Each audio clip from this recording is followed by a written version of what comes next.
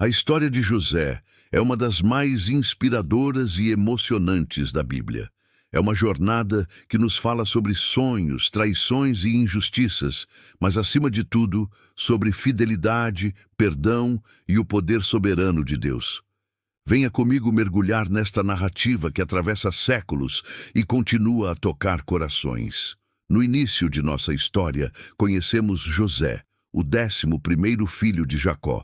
Ele era o filho da sua velhice, amado de forma especial por seu pai, que lhe deu uma túnica longa e colorida como símbolo desse afeto. Esse favoritismo, no entanto, plantou uma semente perigosa no coração de seus irmãos: a inveja. Esse sentimento se tornou ainda mais forte quando José, ainda um jovem sonhador, compartilhou com eles os sonhos que recebera de Deus.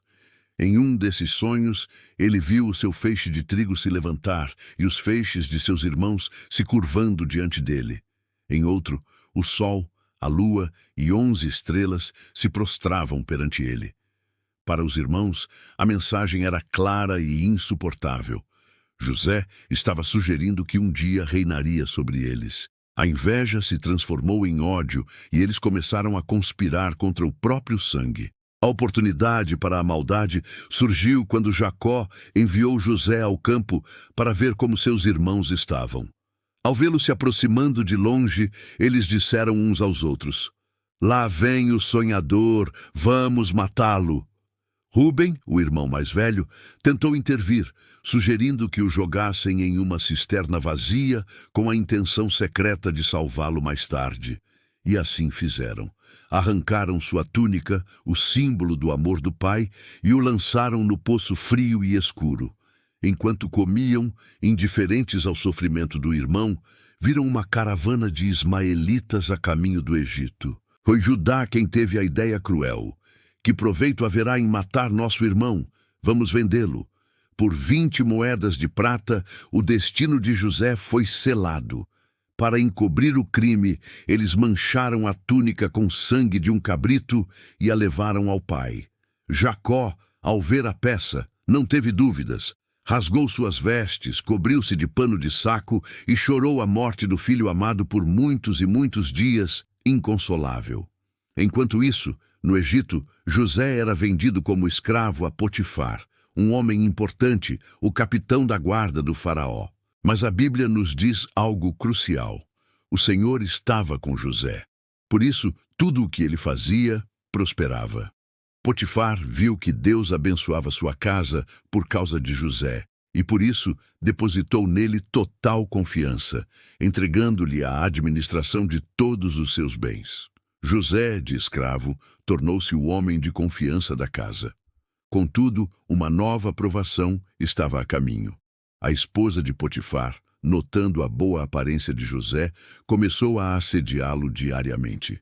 Mas a fidelidade de José não era apenas a seu senhor terreno, era principalmente a Deus. Ele recusou firmemente, dizendo: "Como poderia eu cometer tamanha maldade e pecar contra Deus?" Um dia, ela o agarrou pela roupa, mas José fugiu, deixando a capa em suas mãos. Rejeitada e humilhada, ela usou a capa como prova de uma mentira. Acusou José de tentar atacá-la. Potifar, enfurecido, mandou José para a prisão do rei, o mesmo lugar onde ficavam os prisioneiros do faraó. Na escuridão da prisão, a luz de Deus continuava a brilhar sobre José. Mesmo ali, injustiçado e esquecido, ele não murmurou. Sua integridade e capacidade logo foram notadas pelo carcereiro, que o colocou como responsável por todos os outros prisioneiros. Mais uma vez, o que estava sob a mão de José prosperava, porque o Senhor estava com ele.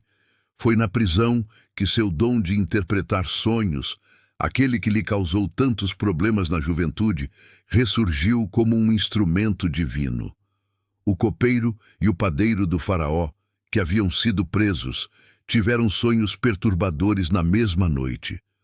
José, vendo-os angustiados, ofereceu-se para ajudar, declarando: "Por acaso não pertencem a Deus as interpretações?" Ele revelou que em 3 dias o copeiro seria restaurado ao seu cargo, mas o padeiro seria executado.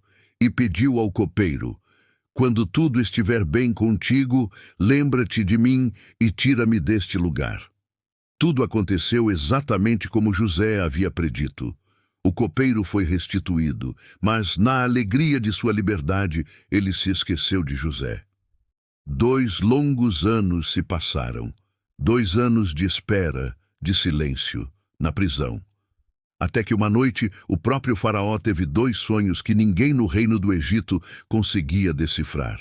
Ele sonhou com 7 vacas gordas sendo devoradas por 7 vacas magras e com 7 espigas de grãos cheias sendo devoradas por 7 espigas mirradas. Foi nesse momento de crise nacional que o copeiro-chefe finalmente se lembrou. Lembrou-se do jovem hebreu na prisão que interpretara seu sonho com precisão divina. Imediatamente mandaram chamar José.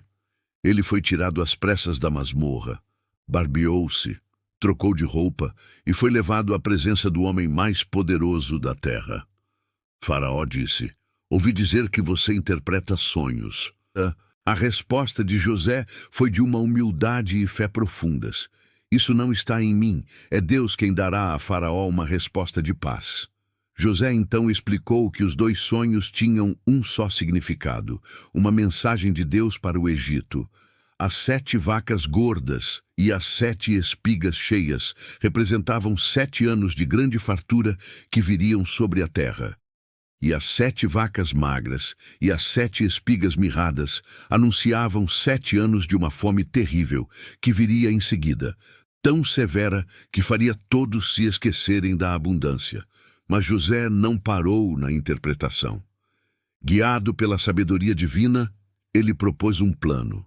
Aconselhou o faraó a nomear um homem sábio e criterioso para governar o Egito, recolhendo 1/5 de toda a colheita durante os anos de fartura e armazenando-a nas cidades. Assim, haveria provisão para os anos de fome. O plano pareceu excelente a Faraó e a todos os seus conselheiros. E o Faraó, olhando para seus servos, perguntou: acharíamos um homem como este, em quem está o Espírito de Deus?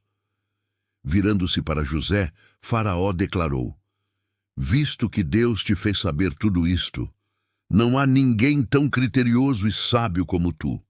Tu estarás sobre a minha casa, e por tua boca se governará todo o meu povo. Somente no trono eu serei maior do que tu. E assim, o jovem que fora vendido como escravo, que fora caluniado e preso injustamente, tornou-se, aos 30 anos, o governador de todo o Egito. O sonhador agora governava.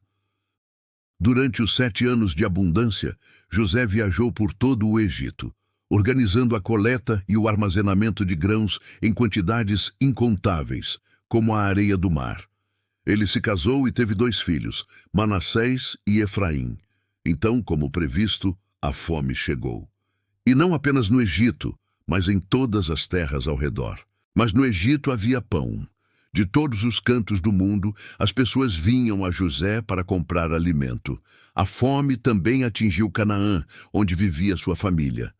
Jacó, ouvindo que havia trigo no Egito, enviou seus 10 filhos mais velhos para comprar. Mal sabiam eles que estavam prestes a se encontrar com o irmão que pensavam nunca mais ver. Ao chegarem, curvaram-se diante de José com o rosto em terra.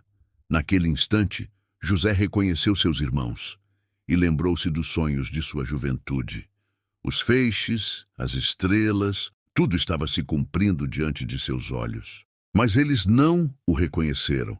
Falando asperamente com eles, José os acusou de serem espiões. Ele os testou, manteve Simeão preso e os enviou de volta com grãos, exigindo que trouxessem o irmão mais novo, Benjamim, para provar que diziam a verdade. A angústia tomou conta deles, que disseram uns aos outros: certamente estamos sendo punidos por causa de nosso irmão. O retorno ao Egito, agora com Benjamim, foi repleto de tensão. José os recebeu com um banquete, mas continuou a testar seus corações. Ele escondeu sua taça de prata no saco de Benjamim e, quando partiram, mandou prendê-los. A taça foi encontrada, e Judá, o mesmo que sugeriu vendê-lo, fez um discurso comovente, oferecendo-se para ficar como escravo no lugar de Benjamim, para que seu pai Jacó não morresse de tristeza. Ao ver a mudança genuína no coração de seus irmãos, José não conseguiu mais se conter. Mandou que todos os egípcios saíssem e, chorando em alta voz, revelou sua identidade. Eu sou José. Meu pai ainda vive. Seus irmãos ficaram paralisados de medo. Mas José os consolou com uma das declarações mais poderosas de toda a Bíblia. Não fiquem tristes, nem se culpem por terem me vendido para cá, pois foi para preservar vidas que Deus me enviou adiante de vocês. Vocês intentaram o mal contra mim, mas Deus o transformou em bem, para fazer o que se vê hoje, salvar a vida de muita gente. O perdão de José foi completo. Ele abraçou e beijou cada um de seus irmãos. A notícia chegou a Faraó, que se alegrou e providenciou tudo para que toda a família de Jacó viesse morar no Egito. Nossa, o reencontro de José com seu pai, Jacó, depois de mais de 20 anos, é um dos momentos mais tocantes da história. O filho que se julgava morto estava vivo e era o salvador de sua família e de nações. A história de José nos ensina que o caminho de Deus nem sempre é fácil de entender. Enfrentamos poços de desespero, acusações injustas e prisões de esquecimento. Mas, para aqueles que permanecem fiéis, que guardam o coração e confiam no propósito maior, Deus é poderoso para transformar a maior das tragédias no mais belo dos triunfos.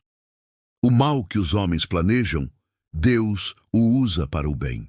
A trajetória de José, do poço ao palácio, nos lembra que os sonhos de Deus nunca morrem e que, no tempo certo, Ele honra a fidelidade e cumpre suas promessas. Obrigado por me acompanhar nesta jornada incrível. Se esta história tocou o seu coração, deixe seu comentário, curta o vídeo e compartilhe com alguém que precisa ouvir essa mensagem de esperança. E claro, não se esqueça de se inscrever no canal para mais histórias inspiradoras como esta. Que Deus te abençoe.